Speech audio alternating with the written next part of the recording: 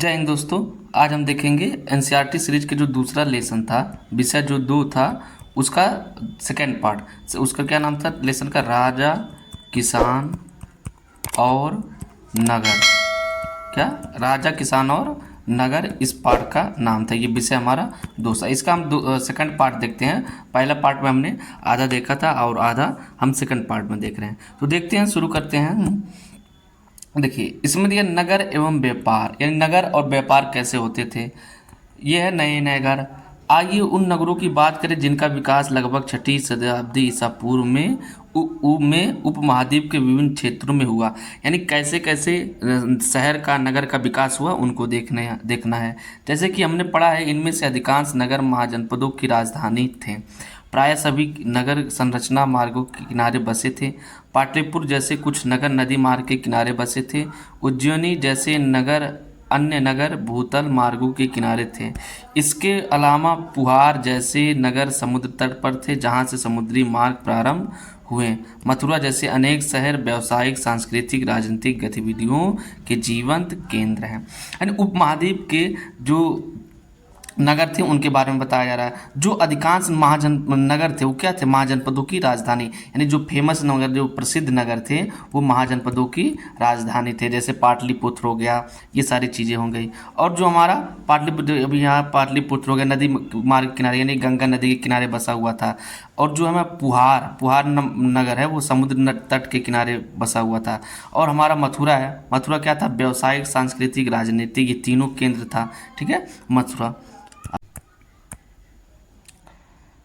पाटलिपुत्र का इतिहास, यानी पाटलिपुत्र क्या है? पाटलिपुत्र आज का जो पटना है वो। और ये क्या था? ये मगध की राजधानी थी। क्या थी? मगध की राजधानी थी। ठीक है।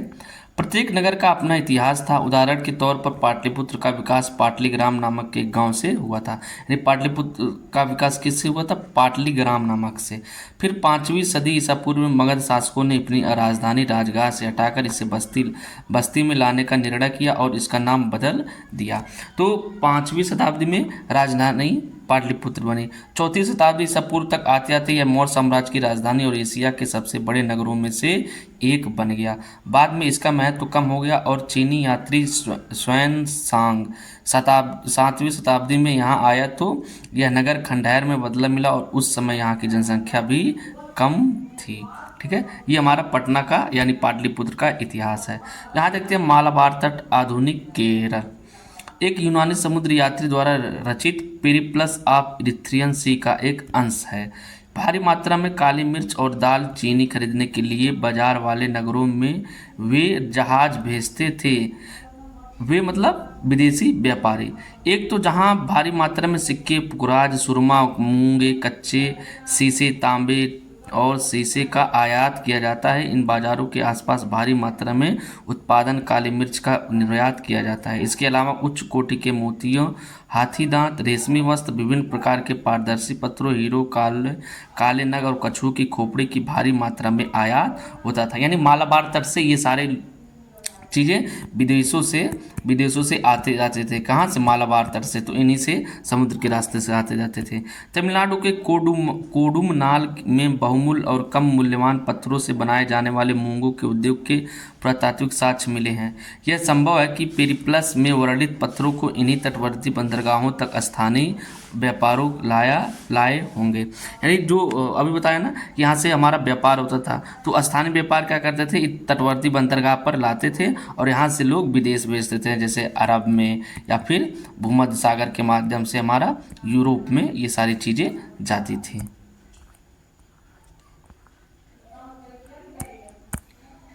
देखते हैं नगरीय जनसंख्या, सम्भ्रांत वर्ग और शिल्पकार। सम्भ्रांत वर्ग का मतलब जैसे आज का अमीर है, राजा, व्यापारी, ये सब होते थे। शिल्पकार का मतलब जो सारी चीज़ें बनाते थे उनको शिल्पकार कहा जाता था। हमने पढ़ा कि शासक वर्ग और राजा किलेबंद नगरों में रहते थे। किलेबंद का मतलब ये हमारी राजधानी होती थी, तो इसके चारों किनारे हमारा क्या होते थे? ईंट के दीवार होते थे, तो इसको कहा जाता था किलेबंद। यद्यपि इनमें से अधिकांश स्थलों पर व्यापक रूप से खुदाई करना संभव नहीं है, क्योंकि आज भी इन क्षेत्रों में लोग रहते हैं। यदि हम आज यहाँ व्यापक रूप से खुदाई करते तो और जानकारी मिलेगी, लेकिन यहाँ पे लोग बसे हैं, यहाँ पे जनसंख्या, इसलिए इसकी खुदाई नहीं की जा सकती है। ठीक है। फिर भी हमें यहाँ से विभिन्न प्रकार के प्रोसेसर प्राप्त हुए हैं। इनमें से उत्कृष्ट श्रेणी के मिट्टी के कटोरे और थालियाँ मिली हैं जिन पर चमकदार कलई चढ़ी हुई है। इन्हें उत्तरी कृष्ण मार्जित पात्र कहा जाता है। यानी देखिए, उत्तरी हमारा हो गया नॉर्थ, कृष्ण यानी ब्लैक काला, मार्जित यानी पॉलिश्ड पी, और पात्र को कहा जाता है वेयर यानी डब्लू। तो NBPW कहाँ से प्राप्त हुए हैं? इन्हीं सब क्षेत्रों से। अधिकांश इन्हें उत्तरी काली किस मार्च कहा जाता था। ये सब सारी चीज़ें हमारे पुरातत्वविदों ने प्राप्त किया है। संभवतः इनका उपयोग अमीर लोग किया करते होंगे। साथ ही सोने, चांदी, कांस, तांबे, हाथी दांत, शीशे जैसे तरह तरह के पदार्थों के बने गहने, उपकरण, हथियार, बर्तन, सीप और पक्की मिट्टी भी मिली हुई है। यानी यहाँ से NBPW मिला है, चांदी, कांस, तांबे, ये सारी चीज़ें भी हमें मिली हुई है। दूसरी शताब्दी ईसा पूर्व आते आते हमें कई नगरों में छोटे दानात्मक अभिलेख मिले हैं। दानात्मक अभिलेख का मतलब वे राजा जो दान करते तो अभिलेखों में लिखवा देते थे, ठीक है, तो उसको दानात्मक अभिलेख कहा जाता है। इनमें दाता के नाम के साथ साथ प्राय उसके व्यवसाय का भी उल्लेख होता था, ठीक है। उनमें नगरों में रहने वाले धोबी, बुनकर, लिपिक, बढ़ाई, कुम्हार, स्वर्णकार, लौहकार, अधिकारी, धार्मिक गुरु, व्यापारी, राजाओं के बारे में विवरण लिखे होते थे। यानी जो अभिलेख होता था, दानात्मक अभिलेख होता था, उसमें जो भी चीज़ दान की जाती थी तो राजा के बारे में लिखा जाता था, और राजा के बारे में लिखा होता था, और वो किस व्यवसाय से जुड़ा होता था। बढ़ई होता था, बुनकर होता था, मतलब ये सारी चीज़ें में से कौन सी व्यवसाय से जुड़ा होता था, तो सारी चीज़ें उसमें मिली होती थी, लिखी होती थी। कभी कभी उत्पादकों और व्यापारियों के संघ का भी उल्लेख मिलता है जिन्हें श्रेणी कहा जाता है। अब देखिए, उत्पादकों और व्यापारियों के संघ को क्या कहा जाता है? श्रेणी। यहाँ से हम एक क्वेश्चन हमारा बन सकता है, ठीक है। ये श्रेणियाँ संभवतः पहले कच्चे माल को खरीदती थी, फिर उनसे सामान तैयार कर बाजार में बेच देती थी। यह संभव है कि शिल्पकारों ने नगर में रहने वाले संभ्रांत लोगों की बढ़ती मांग को पूरा करने के लिए कई प्रकार के लौह उपकरणों का प्रयोग किया हो, ठीक है। संभ्रांत वर्ग वही अमीर वर्ग कहा जाता है। तो यहाँ से आप ये देख सकते हैं कि उत्पादकों और व्यापारियों के संघ को क्या कहा जाता है? श्रेणी। क्या कहा जाता है? श्रेणी। यहाँ से आपका एक क्वेश्चन बन सकता है, ठीक है, श्रेणी कहा जाता है। उपमहाद्वीप और उसके बाहर व्यापार। 6ठी शताब्दी ईसा पूर्व से ही उपमहाद्वीप में नदी मार्गों और भूमार्गों का मानव जाल बिछ गया था और कई दिशाओं में फैल गया था। मध्य एशिया और उससे भी आगे कई भूमार्ग थे। समुद्र पर बढ़े कई बंदरगाहों से जलमार्ग अरब सागर से होते हुए उत्तरी अफ्रीका, पश्चिम एशिया तक फैल गया और बंगाल की खाड़ी से यह मार्ग चीन और दक्षिण पूर्व एशिया तक फैल गया था। अरब सागर से, यहाँ से हम देखते हैं जो हमारा ये हमारा मैप है, ठीक है। यहाँ से हमारा जो अरब सागर है, ये हमारा पूरा अरब सागर है। अरब सागर से हमारा, यहाँ भी तो मैप में पूरा आया नहीं, तो यहाँ से हमारा अरब महाद्वीप, अरब प्रायद्वीप में चला जाता था, मध्य एशिया में इधर चला जाता था अरब महाद्वीप। और ये हमारा बंगाल की खाड़ी है, बंगाल की खाड़ी से यहाँ दक्षिणी चीन सागर के माध्यम से चीन में चला जाता था, उधर क्षेत्रों में चला जाता था, ठीक है। ये हमारा मैप है। यहाँ पे आप महाजनपद के क्या लिखा है, कुछ महत्वपूर्ण राज्य और नगर यहाँ पे देख लीजिए। कुषाण है, तक्षशिला है, उज्जैनी है, विदिशा है, कौशाम्बी है, मथुरा है, कन्नौज है, श्रावस्ती है, वाराणसी है, वैशाली, पाटलिपुत्र, राजगीर, महास्थान, चंद्रकेतुगढ़, शिशुपालगढ़, धान्यकटक, पुहार, कोडूमनार, ये सारे बड़े बड़े शहर होते थे, ठीक है। ये आप मैप में इसको देख सकते हैं, ठीक है। तक्षशिला कहाँ है? तक्षशिला आज पाकिस्तान में है, ठीक है। मथुरा तो आज जानते हैं दिल्ली के पास में है। तो ये सारे मैप के माध्यम से आप देख सकते हैं, ठीक। तो शासकों ने प्राय इन मार्गों पर नियंत्रण करने की कोशिश की और संभवतः भी इन मार्गों पर व्यापारियों की सुरक्षा बदले उनसे धन लेते थे। जैसे मान लीजिए हमारा नाव है, अब इन नावों के माध्यम से वो अपने जो होते थे वो व्यापारी जाते थे, तो जो शासक होते थे वो वहाँ पे राहों पे कब्जा कर लेते थे, रास्ते पे कब्जा कर लेते थे और उनसे कर मांगते थे कि आप यहाँ से जा रहे हो तो मुझे उसके बदले कर दो, पैसा दो, धन दो, ठीक है। तो वहाँ से भी अच्छी खासी आमदनी हो जाती थी राजाओं को। इन मार्गों पर चलने वाले व्यापारियों में पैदल फेरी लगाने वाले व्यापारी तथा बैलगाड़ी और घोड़ों, खच्चरों जैसे जानवर के दल के साथ चलने वाले व्यापारी होते थे। यानी इनके साथ साथ पैदल वाले भी होते थे, जो घोड़े बैलगाड़ी आदि से चलते थे वो भी थे, तो उनसे भी वो लोग कर वसूलते थे। साथ ही समुद्र मार्ग से भी लोग यात्रा करते थे, जो खतरनाक तो थी लेकिन बहुत लाभदायक भी होती थी।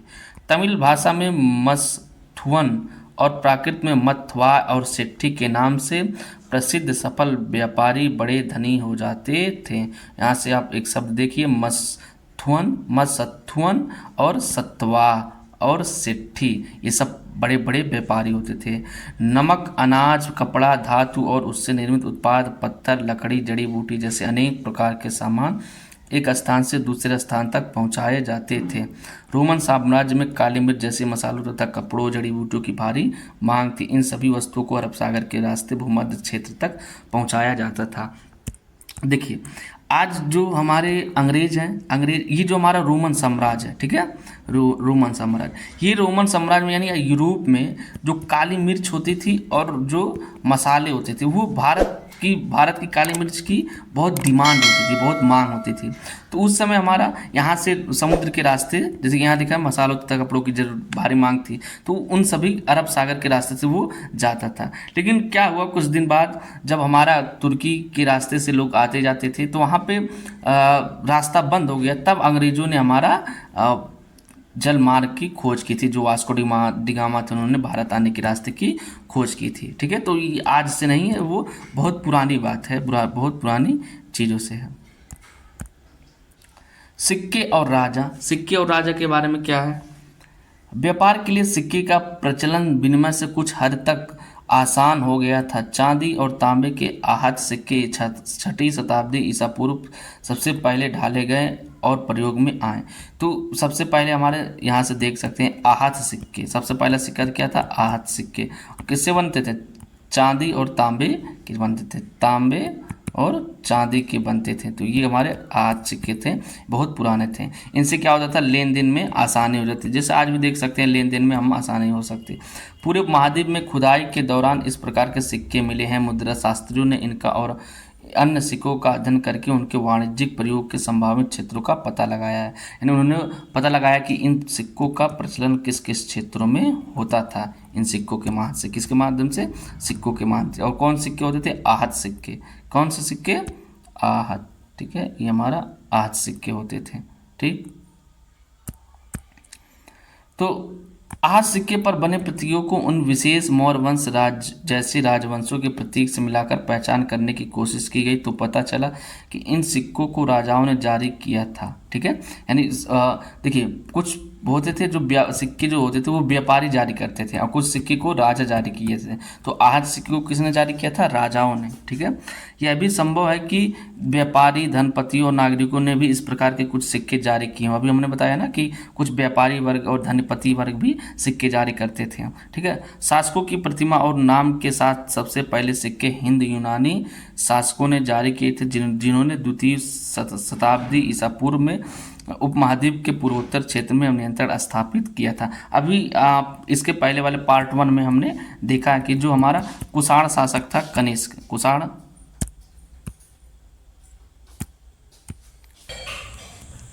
अभी हमने पार्ट 1 में देखा था ना कि पार्ट 1 में जो हमारा कनिष्क था, कुषाण शासक कनिष्क, ये एक सिक्का जारी करवाया था। इसके एक सिक्के पर कनिष्क का चित्र था और दूसरे सिक्के पर देवता का चित्र था। ठीक है, सिक्के के एक तरफ कनिष्क का और एक तरफ देवता का चित्र होता था। ये दिखाता था कि जो कनिष्क था यानी जो राजा होते थे वे अपने आप को देवता के समान मानते थे। ठीक है, तो सोने के सिक्के सबसे पहले प्रथम शताब्दी ईस्वी में कुषाण राजाओं ने जारी किए थे।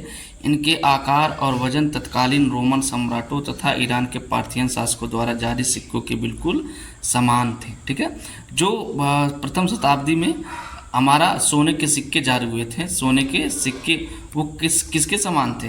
ये हमारे रोमन सम्राट, ठीक है, तत्कालीन यानी उस समय जो रोमन सम्राट थे और ईरान के पार्थियन शासक थे, इनके सिक्कों के बिल्कुल समान थे, इनके बराबर थे। ठीक है, तो ये आप देख सकते हैं उत्तर और मध्य भारत के कई पुरा स्थलों पर ऐसे सिक्के मिले हैं।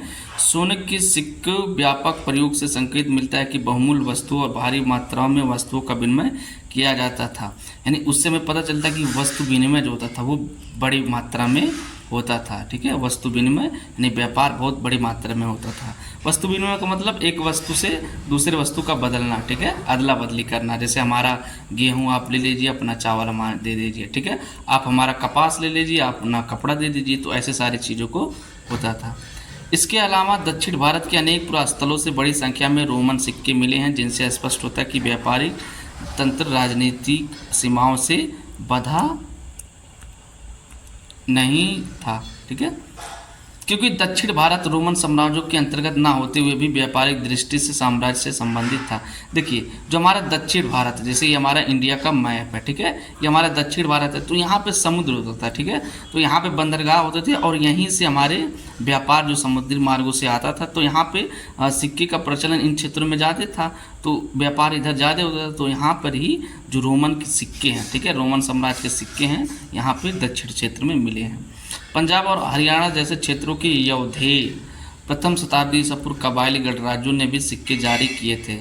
यौधेय ये भी सिक्के जारी थे। पुराविदों को यौधेय शासकों द्वारा जारी तांबे के सिक्के हजारों की संख्या में मिले हैं, जिनसे यौधेय की व्यापार में रुचि और सहभागिता परिलक्षित होती है। ठीक,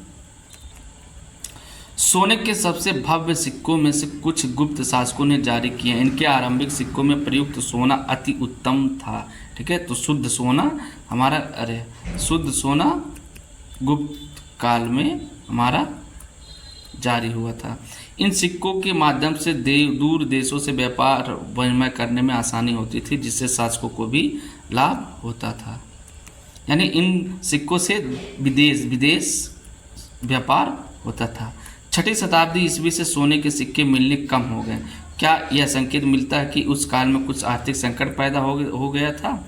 इतिहासकारों में इसे लेकर मतभेद है। कुछ का कहना है कि रोमन साम्राज्य के पतन के बाद दूरवर्ती व्यापार में कमी है, जिससे उन राज्यों समुदाय और क्षेत्रों की संपन्नता पर असर पड़ा जिन्हें दूरवर्ती व्यापार से लाभ मिलता था। यानी कुछ लोग छठी शताब्दी में हमारा सोने के जो सिक्के थे उनके प्रचलन कम हो गया था। तो ऐसा माना जाता कि जो रोमन साम्राज्य है, उस रोमन साम्राज्य में कुछ आर्थिक दिक्कतें आ गई थी, इसकी वजह से व्यापार कम हो गई थी, तो इसकी वजह से सोने के सिक्के भी प्रचलन से गायब हो रहे थे। ठीक, हाँ। अन्य का कहना है कि इस काल में नए नगर के और व्यापार के नवीन तंत्रों उदय होने लगे थे। उनका यह भी कहना कि यद्यपि इस काल के सोने सिक्के मिलना तो कम हो गया, लेकिन अभिलेख और ग्रंथों में सिक्के का उल्लेख होता रहा है। क्या इसका अर्थ हो सकता है कि सिक्के इसलिए कम मिलते हैं क्योंकि वे प्रचलन में थे और वे किसी न किसी संग्रह और उनका किसी ने संग्रह करके नहीं रखा था? अब हम मूल बातें, अभिलेखों का अर्थ कैसे निकाला जाता है। यानी जो अभिलेख मिले हैं, अभिलेख मतलब पत्थर पे ऐसे बड़े बड़े पत्थर होते थे, उन पे हमें कुछ न कुछ संदेश लिखा होता था, तो वो हमारे अभिलेख होते थे। अभी तक हम अन्य बातों के अलावा अभिलेखों के अंश के बारे में अध्ययन कर रहे थे, लेकिन इतिहासकारों को यह कैसे ज्ञात होता है कि अभिलेखों पर क्या लिखा है? आप ये एक सिक्का देख सकते हैं। ठीक है, पेरिप्लस यूनानी भाषा का शब्द है जिसका अर्थ समुद्री यात्रा है, और इरिथ्रियन यूनानी भाषा में लाल सागर को कहते हैं। ठीक है, यहाँ पे अभी एक शासक लिखे थे, पेरिप्लस ऑफ द इरिथ्रियंस, एक पुस्तक लिखे थे, वहाँ पे इसका जिक्र होता हुआ था। ठीक है, मुद्रा शास्त्र सिक्कों का अध्ययन है, इसके साथ उन पर पाए जाने वाले चित्र, लिपि आदि तथा अन्य उनकी धातुओं का विश्लेषण और जिन संदर्भों में इन सिक्कों को पाया गया है उनका अध्ययन भी मुद्रा शास्त्र के अंतर्गत किया जाता है। अब देखिए, ये हमारा आहत सिक्का है। आहत शब्द से ही स्पष्ट है कि इन सिक्कों पर प्रतीकों को आहत कर उन्हें बनाया जाता था। ठीक है, एक यौधेय सिक्का, ये हमारा यौधेय सिक्का है, ये हमारा आहत सिक्के हैं ये। ठीक, ये देखिए, ये एक अशोक का अभिलेख है। किसका? अशोक का अभिलेख है। ये किसमें लिखा है? ब्राह्मी लिपि। ब्राह्मी लिपि में आप देख सकते हैं छोटे छोटे चीज़ें, ये दा के तरह बना है। ठीक है, ये इस तरह ऐसे से ये सारी चीज़ें बनाई, ये वाई की उल्टा वाई की तरह बना हुआ है। तो ये हमारा ब्राह्मी लिपि में लिखा गया है। इसका अध्ययन कैसे करते थे इसको हम देखते हैं। यहाँ पे देखिए कुछ संकेत दिया गया है कि जो इस तरह से बनेगा उसको हम कै पढ़ेंगे, जो इस तरह से बनेगा उसको चै पढ़ेंगे, ये सी के तरह उसको ढै पढ़ेंगे, ये दै को दै ही पढ़ेंगे, और ये चार, ये हिंदी में चार की तरह मैं पढ़ेंगे और इसको रै पढ़ेंगे। ठीक है, अशोक के समय की ब्राह्मी व उसके समानार्थी देवनागरी अक्षर, यानी इसके संकेत निकाला गया है, इसके तुलना किया गया है। राजा के आदेश, राजा क्या आदेश दिया था उसके बारे में दिया है।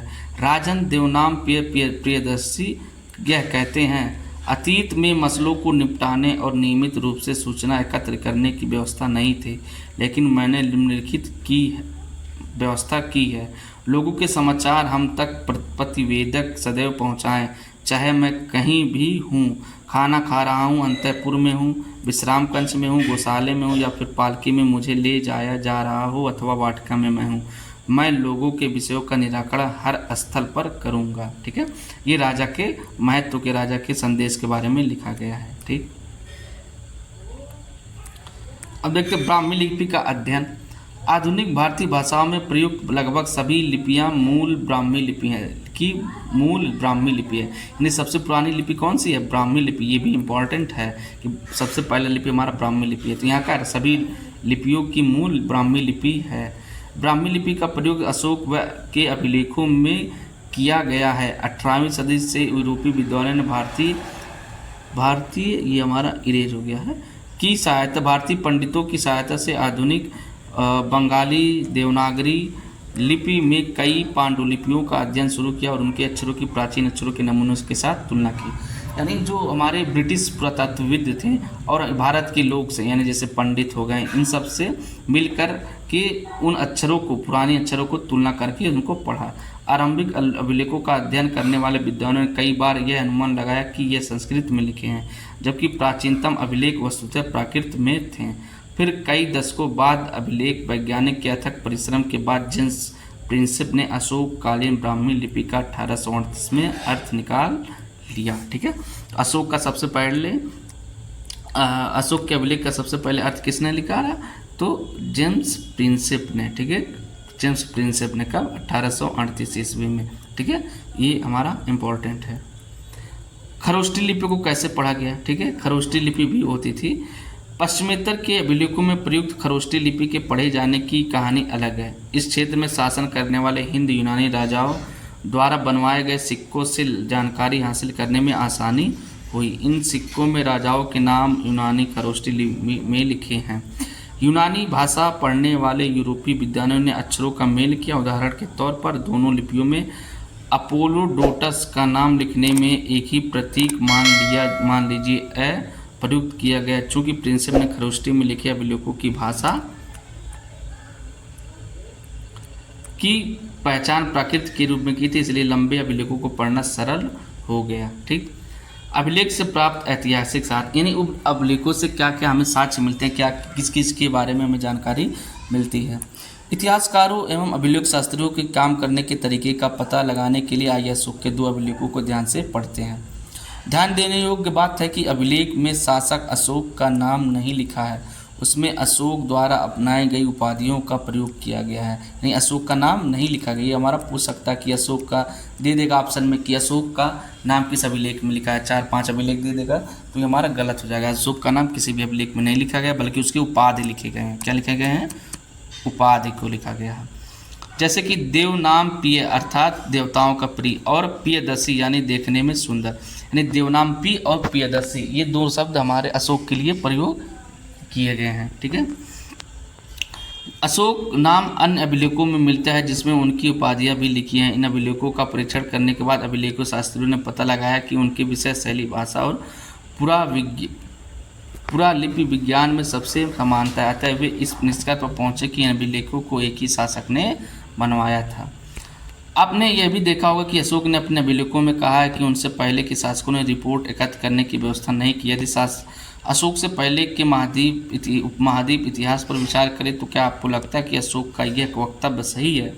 इतिहासकारों को बार बार अभिलेख में लिखने कथनों का परीक्षण करना पड़ता है ताकि यह पता चल सके कि उनमें लिखा है सत्य है, संभव या फिर अतिशयोक्ति है। यानी उनके समय एक चुनौती खड़ी होती है कि क्या यह सही है या फिर अतिशयोक्ति है या फिर ये झूठ है या फिर राजा के आदेशानुसार लिखा गया है। तो ये सारी चीज़ों में ध्यान देना पड़ता है। क्या आपने ध्यान दिया कि कुछ शब्द ब्रैकेट में लिखे हैं? अभिलेख शास्त्री प्रायः वाक्यों के अर्थ स्पष्ट करने के लिए ऐसा करते हैं। बड़े ध्यान से करना पड़ता है जिससे कि लेखक का मूल अर्थ ना बदल जाए।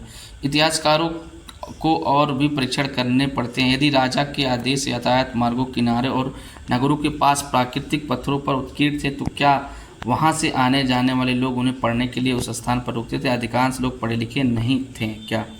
हिंद शासक मेनांडर का एक सिक्का, ये हमारा एक सिक्का देख लीजिए, ये हमारे राजा का चित्र, ये लगभग किसी देवता का लग रहा है। ठीक है। राजा की वेदना। जब देवनाम प्रियदर्शी ने अपने शासन के 8 वर्ष पूरे किए तो उन्होंने कलिंग पर विजय प्राप्त की। कलिंग मतलब आज का उड़ीसा। 1.5 लाख पुरुषों को निष्कासित किया गया है, 1 लोग मारे गए और इससे ज़्यादा की मृत्यु हुई। कलिंग पर शासन स्थापित करने के बाद देवनाम धम्म के गहन अध्ययन, धम्म के स्नेह और धम्म के उपदेश में डूब गए। ये देखिए, अशोक अपने 8वें वर्ष शासन करने के 8वें वर्ष उसने कलिंग पर आक्रमण किया और कलिंग पर इतना जनसंहार किया कि क्या अभी लिखा ना कि 1 लाख लोग मारे गए, 1.5 लाख को निष्कासित कर दिया गया, यानी बंदी बना लिया गया। और ये सब देखकर अशोक का हृदय परिवर्तित हो गया और वो क्या किया, धम्म के स्नेह में, धम्म के उपदेश में डूब गया, यानी धम्म बौद्ध धर्म को अपना लिया। और बौद्ध धर्म को अपनाने के बाद वह कसम खा लिया कि अब मैं युद्ध नहीं करूँगा। यही देवनाम पेय के लिए कलिंग विजय की पश्चाताप है।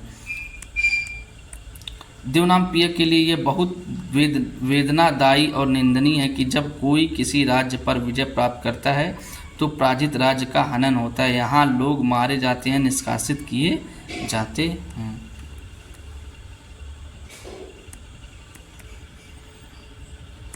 दोस्तों, आप लोग इस वीडियो को अपने दोस्तों के पास शेयर कीजिए। ठीक है, लाइक कीजिए, शेयर कीजिए और जो भी आप ग्रुप में हो, जिस भी ग्रुप में हो, उस ग्रुप में शेयर कर दीजिए कि ताकि उनको भी एनसीईआरटी सीरीज पता चले और वो भी एनसीईआरटी सीरीज का लाभ उठा सकें। ठीक है, और अपने आसपास लोगों को भी मोटिवेट कीजिए, उनको भी ये वीडियो दिखाइए ताकि उन लोग भी ये सारी चीज़ें, जानकारी उनको भी मिल सके। पाटलिपुत्र में प्रयुक्त प्राकृतिक उपमहाद्वीप में सभी स्थान पर लोग समझते थे क्या राजा के आदेश पालन किया जाता था? इन प्रश्नों के उत्तर पाना सदैव आसान नहीं है। इनमें से कुछ समस्याओं के प्रमाण हमें अशोक के अभिलेख में मिलते हैं, जिसकी व्याख्या प्रायः अशोक की वेदना के प्रतिबिंब के रूप में की जाती है। साथ ही यह युद्ध के प्रति उनकी मनोवृत्ति में भी परिवर्तन को दर्शाता है। जैसे कि हम आगे पढ़ेंगे, यदि अभिलेख के शाब्दिक अर्थ के परे समझने का प्रयास करते हैं तो परिस्थिति और भी जटिल हो जाती है। यद्यपि अशोक के अभिलेख आधुनिक उड़ीसा से प्राप्त हुए हैं, लेकिन उनकी वेदना को परिलक्षित करने वाला अभिलेख वहाँ नहीं मिला, अर्थात यह अभिलेख उस क्षेत्र में नहीं उपलब्ध है जिस पर विजय प्राप्त की गई थी। इसका हम क्या अर्थ लगाएं? क्या राजा की नव विजय की वेदना उस क्षेत्र के लिए इतनी दर्दनाक की राजा इस मुद्दे पर कुछ ना कह सका? यानी जो अशोक ने जो कलिंग युद्ध के बारे में जिस अभिलेख में लिखा, वो कलिंग के स्थान पर नहीं मिला, वो किसी दूसरे जगह मिला। ठीक है, अब ये इतिहासकारों में ये सवाल उठने लगा कि क्या वो अशोक उस जगह पे क्यों नहीं बनवाया। ठीक है,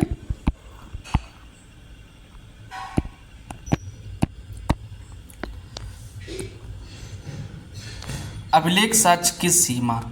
क्या आपको यह पता चल गया होगा कि प्राप्त जानकारी की भी सीमा होती है, यानी जो जानकारी मिली है वो उनकी कुछ न कुछ सीमाएं होती हैं। कभी कभी इसकी तकनीकी सीमा भी होती है। अक्षरों को हल्के ढंग से उत्कीर्ण किया जाता है, इन्हें पढ़ पाना मुश्किल होता है। साथ ही अभिलेख नष्ट भी हो सकते हैं, जिनसे अक्षर लुप्त हो जाते हैं। इसके अलावा अभिलेखों के शब्दों के वास्तविक अर्थ के बारे में पूर्ण रूप से ज्ञान हो पाना सदैव सरल नहीं होता, क्योंकि कुछ अर्थ किसी विशेष स्थान या समय से संबंधित होते हैं। यानी अभिलेखों को पढ़ने में उसकी क्या क्या चुनौतियां वो बारे में बता रहा है कि अभिलेख कुछ अक्षर भाई मिट जाते हैं, किसी ने टूट गया, फूट गया, या कहीं कहीं जिसको पढ़ पाना मुश्किल है अभिलेख नष्ट हो जाते हैं, कहीं आधा टूट गया, आधा ही मिला है, और उससे उसके अक्षर लुप्त हो जाते हैं, पता नहीं चलता कि और क्या लिखा गया है। ठीक है, और उसका जो अभिलेख का वास्तविक अर्थ निकाला जाता है, ये भी कहना मुश्किल है क्या कि यही सही हमारा अर्थ है, और उसका पूर्ण रूप से ज्ञान हमें नहीं मिल पाता। इसमें से कुछ अभिलेख काल रेखा 2 में किया तो आप पाएंगे कि विद्वान इनको पढ़ने की वैकल्पिक विधियों पर चर्चा करते रहते हैं। यद्यपि कई हजार अभिलेख प्राप्त हुए हैं, लेकिन सभी के अर्थ नहीं निकाले जा सके हैं या प्रकाशित किए गए या उनके अनुवाद किए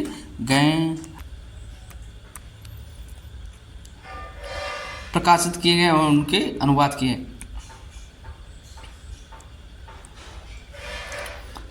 प्रकाशित किए गए हैं या उनके अनुवाद किए गए हैं। इनके अतिरिक्त और अन्य अभिलेख भी रहेंगे जो कालांतर में सुरक्षित नहीं बचे। यानी अभिलेख तो कई हजार मिले हैं, लेकिन सबको अर्थ नहीं निकाला गया है, केवल कुछ को ही हमें अर्थ निकाला गया है और उसको ही प्रकाशित किया गया है। और इनके अतिरिक्त अभिलेख रहेंगे जो कालांतर में, और मतलब और अभिलेख रहेंगे जो सुरक्षित नहीं हो, जो टूट गए होंगे, फूट गए, नष्ट हो गए होंगे। इसलिए जो अभिलेख अभी उपलब्ध है वह संभवतः कुल अभिलेखों के अंश मात्र है। यानी कहा जा रहा है कि अभी जो मिले हैं वो तो कुछ उसका अंश है, कुछ ही भाग है, ठीक है, और भाग तो नष्ट हो गए हैं। इसके अतिरिक्त एक और मौलिक समस्या है, यह जरूरी नहीं है कि जिसे हम आज राजनीतिक और आर्थिक रूप से महत्वपूर्ण मानते हैं उन्हें अभिलेखों में अंकित किया गया हो। उदाहरण के तौर पर खेती की दैनिक प्रक्रिया और रोजमर्रा की जिंदगी के सुख दुख का उल्लेख अभिलेखों में नहीं मिलता, क्योंकि वे प्रायः अभिलेख बड़े और विशेष अवसरों का वर्णन करते हैं। इसके अलावा अभिलेख हमेशा उन्हीं व्यक्तियों के विचार व्यक्त करते हैं जो उन्हें बनवाते हैं। नहीं, अभिलेख के सामने यह भी समस्या है कि जो अभिलेख लिखवाता है, ठीक है, जो भी राजा या सम्राट जो भी लिखवाता है वो अपना ही चीज़ लिखवाती है, और बाकी जो गरीब लोग हैं, जो निम्न जाति के लोग, उनके बारे में ये सारी चीज़ें नहीं लिखवाता है, तो उनके भी उन व्यक्तियों के भी विचार नहीं मिल पाते। इसलिए अभिलेखों में व्यक्त विचारों की समीक्षा अन्य विचारों के परिमेय में करना होगा ताकि अतीत का बेहतर ज्ञान हो सके।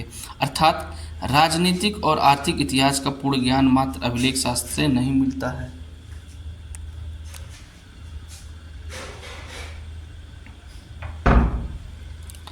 साथ ही इतिहासकार प्रायः प्राचीन और अर्वाचीन दोनों प्रकार के प्रमाणों पर आशंका व्यक्त करते हैं। 19वीं सदी के आखिरी दशकों में और 20वीं सदी के प्रारंभ में इतिहासकार प्रमुख रूप से राजाओं के इतिहास के बारे में रुचि रखते हैं। 20वीं सदी के मध्य से आर्थिक परिवर्तन विभिन्न सामाजिक समुदायों के उदय के विषय में महत्वपूर्ण बन गए। हाल के दशकों में ऐसे समुदायों के प्रति इतिहासकारों की रुचि बढ़ी है जो सामाजिक हाशिए पर रहे हैं। इससे संभवतः प्राचीन स्रोतों पर विचार किया जाएगा और विश्लेषण की नई विधियां विकसित होंगी। यानी कहा जा रहा है कि जो कुछ न कुछ नई विधियां मिली हैं, कुछ न कुछ नई खोजें हुई हैं, तो उनके बारे में कुछ नए नए विचार आएंगे, उनको कुछ नई अवधारणा हमें मिलेंगी। ठीक है, ये हमारा देखिए कर्नाटक से प्राप्त ताम्रपत्र लेख लगभग 6वीं शताब्दी ईस्वी में। ठीक है, ये हमारा ताम्रपत्र है। ठीक है, ये देख लीजिए इसको। अब ये देखिए चैप्टर हमारा खत्म हो गया। यहाँ पे हमारा अभिलेख के क्षेत्र में महत्वपूर्ण प्रगति दिखाया। 1784 में बंगाल ऐतिहासिक सोसाइटी का गठन, 1810 में कोलिन मैक्रेजी संस्कृत और तमिल के 8000 अभिलेख एकत्र किए, 1838 में जेम्स प्रिंसेप द्वारा शुभ ब्राह्मण लिपि का अर्थ निकालना, 77 में अलेक्जेंडर कनिंघम के अशोक के अभिलेखों के अंश को प्रकाशित किया, 1886 में दक्षिण भारत के अभिलेखों शोध पत्र एपिग्राफिया कर्नाटका का प्रथम, 1888 में एपिग्राफिया इंडिया का प्रथम अंक, 1965-66 में डी सरकार ने Indian epigraphy and Indian epigraphy glossary प्रकाशित की। ये हमारा कालखंड है। ठीक है, ये हमारा प्रश्न है। आरंभिक ऐतिहासिक नगरों में शिल्प कला के उत्पादन के प्रमाणों पर चर्चा कीजिए। ये हमारा महाजनपदों के विशिष्ट अभिलक्षणों पर वर्णन कीजिए। सामान्य लोगों के जीवन का वर्णन इतिहासकार कैसे करते हैं, ये सारी चीज़ें हमारा दिया गया है। तो ये चीज़ें ये हमारा ख़त्म हो गया। अब हम अगले पार्ट में हम इससे संबंधित जो क्वेश्चन आंसर होंगे, ठीक है, संबंधित जो भी क्वेश्चन होंगे उसको हम देखेंगे। और तब तक आप इसको देखते रहिए, लाइक कीजिए, शेयर कीजिए और सब्सक्राइब भी कीजिए। अपने दोस्तों में जो भी ग्रुप है उनको बताइए। ठीक है, तब तक के लिए जय हिंद, जय भारत।